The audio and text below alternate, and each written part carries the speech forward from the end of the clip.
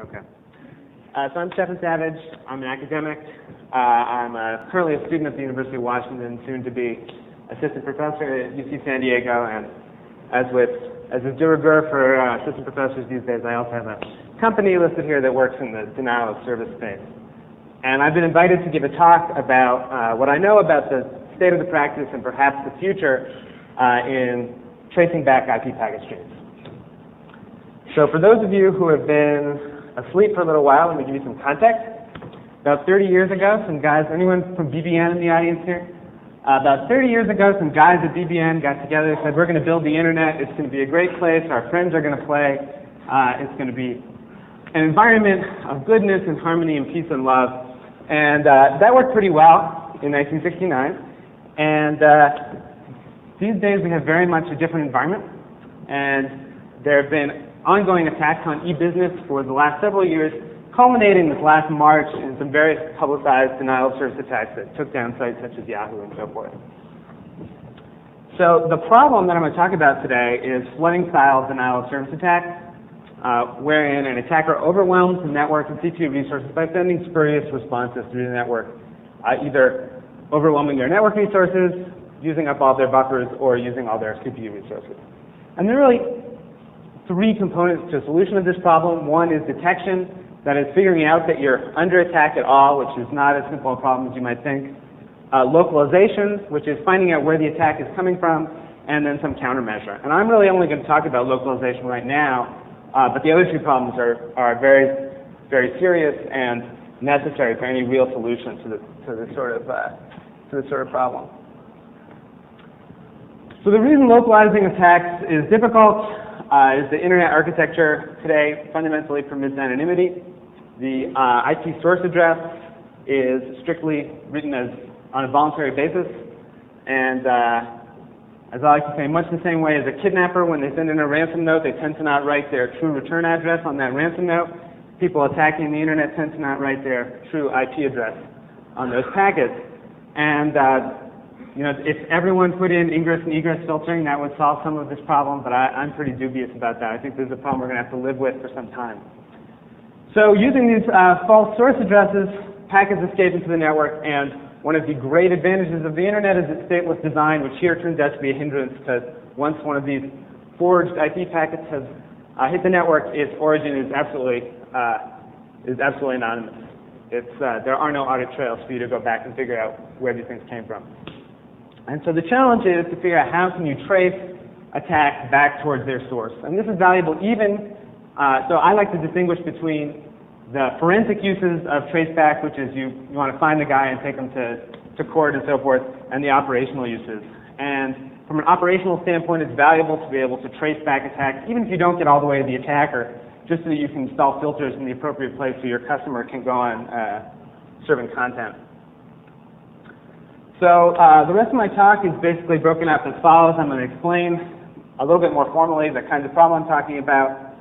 I'm going to look at the current approaches that are available today for tracing denial of service attacks, and then we're going to talk about some other proposals that have been made to ease the problem.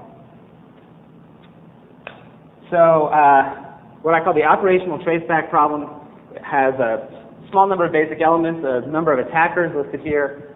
A sub 1, A sub 2, A sub 3. There's some routers in the network and some victims. And there's what we call an attack path, which is simply the set of ordered routers between the attacker and the victim. And the goal of traceback is simply to find that attack path, the set of routers that an attack must traverse through in order to reach the victim, places you could install filters in order to mitigate that attack. So the current state of the practice today is what Robert Stone termed input debugging. This is basically log input on iOS boxes, and other boxes have equivalent features. And the way this works is if you're under attack, you'll call up your ISP, you'll say, hi, I seem to be under attack, and the attack has such and such a signature. And hopefully a signature is something that can be well described as a bitmap, or like it's SINs or something like that.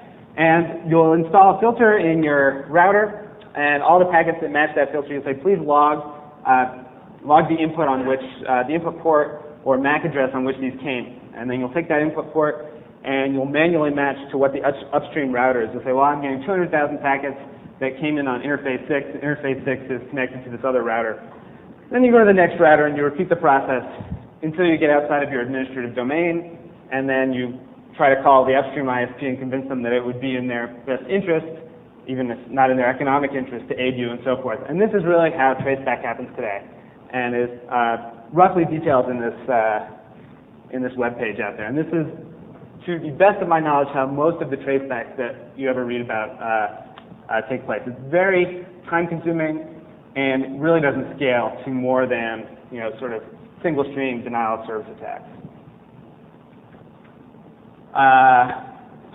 So you have the effort and time of your own person within your ISP is a limitation. The inter-provider cooperation problem, I think, is really a showstopper here, because it requires a lot of different ISPs to work together for you to trace back to any meaningful distance.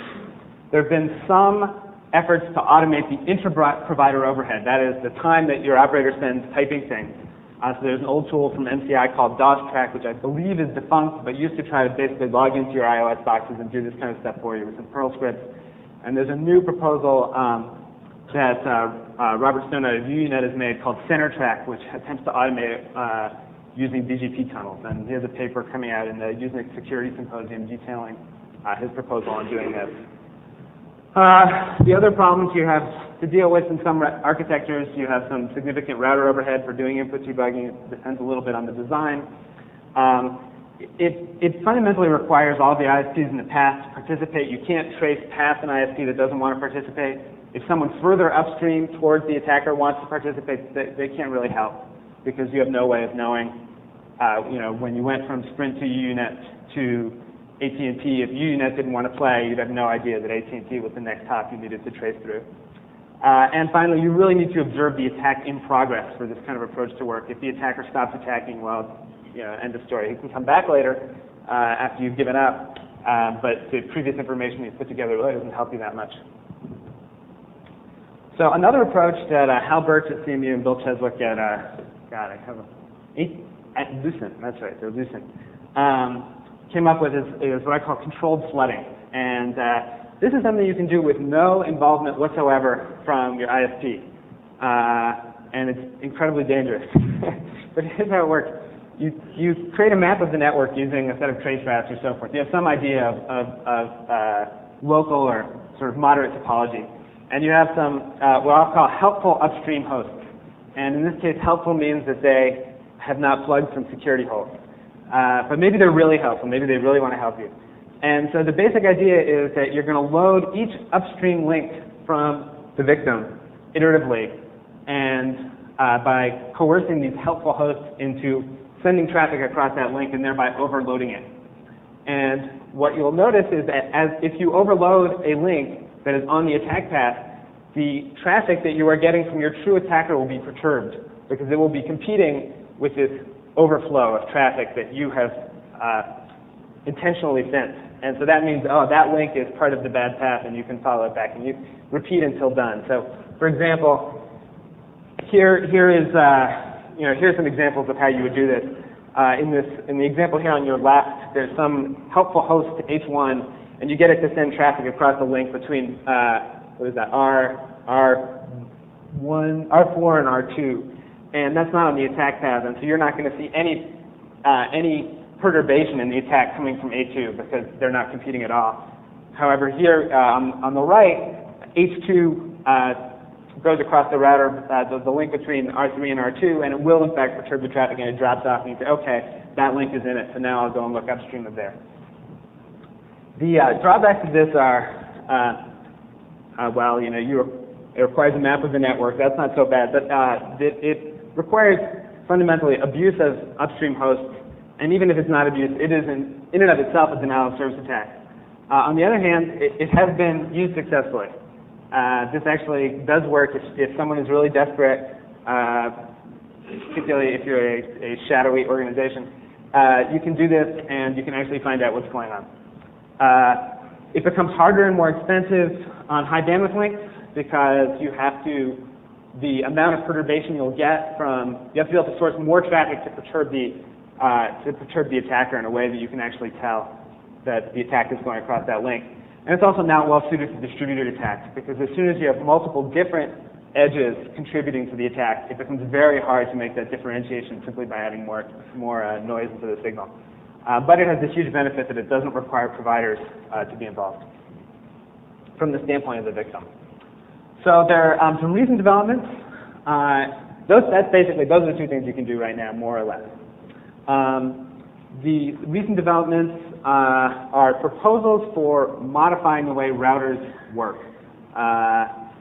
Generally things that make small changes to the forwarding path, and in order to enhance traceback capabilities, and to either reduce or eliminate overheads on ISPs in doing traceback, to allow traceback to be done post-mortem, that is after attack is completed, allowing partial deployment, and fundamentally they all seem to use probabilistic path reconstruction. I'll explain what that means. But the caveat is that all of this is work in progress. You're not going to find something that works completely in any of the presentations any of the things I'm about to present. Steve Bellovin has a draft spec for something called ICMP Traceback that is an example of these. And the idea is that you sample packets in a router. So roughly, let's say every 20,000 packets that come through your router, you'll pick out one of those packets and you'll generate a special ICMP message that you'll wrap around the packet, which will include some information about the forward hop and the reverse hop, some authentication information, and then as much of the origin packet content as will fit, so you can match this special ICMP traceback message with the actual data traffic. And the idea is that a flood, even though you're sampling very few packets, you'll get enough of these that you can subsequently reconstruct the link. Oh, that's nice. Battery is charged. And the other little special thing that you do here is when you send these ICMP messages is you'll set the TTL to its maximum.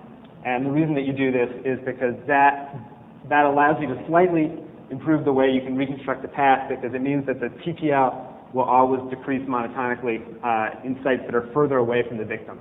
So the closest router to the victim will be sending traceback packets with a TTL of 254, and one further away will be 253, and so forth. It's something that can't be spoofed because all the routers are going to decrement the TTL. So the idea is that you get these ICMP messages at your victim, either at your demarcation firewall site or maybe actually at the victim host. You'll pick these up, and they'll each represent a sample of your path. So there'll be, one of these ICMP messages that will reflect a particular router link, and another one that will reflect the next router link, and so forth. And you'll use the TTL to order these different packets, and then you'll try to match the forward and reverse interface information. And there's a draft on this that is in very early stages.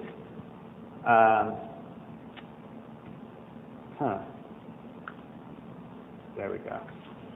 So the limitations of this approach right now that we're aware of, one is there's this ICMP problem, which is that, ironically, at least in part in response to denial of service attacks, people are increasingly filtering and rate limiting ICMP in the network, which is a pretty new thing. It used to be that people only did it at the edges, but now there are providers who are just cutting off ICMP that aren't from their direct peers. So ICMP may not be, protocols based on ICMP may not be working too much longer if people continue down this path. The other problem is because of the way the forward and reverse path information is specified, it can be pretty hard to deal with partial deployment in these schemes, because when you get a discontinuity, you say, well, previously I was on interface 6 for some upstream router, and then you don't get any more, there are no more messages for 5, 6, 7 routers. There's no real way for you to match those two together, and I understand that those two messages actually constitute consequent routers in the same attack path. And then finally, and this is probably the most problematic, and it's problematic for all the schemes, is that ICMP traceback is fundamentally vulnerable to chaff. That is, that an attacker can generate these false traceback messages that say things about where the attack path is that aren't quite true. And so in order to deal with this, it requires an authentication infrastructure with some kind of forward security, so that when you send out these messages about that, here is a such and such part of the path, it requires some authentication information that's constantly changing, and then you go back and query and say, did this thing really sign it? And that itself is a problem for denial of service attacks, because if your routers now need to be going and verifying signed secrets all the time, then someone could just simply hammer on your router. So this is sort of an open problem that the people working on Traceback have not yet come up with a solution for.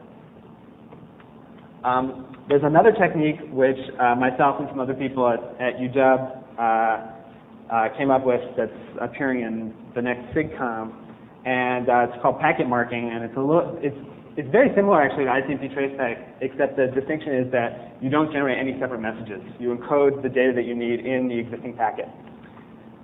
So again, you probabilistically mark packets in routers.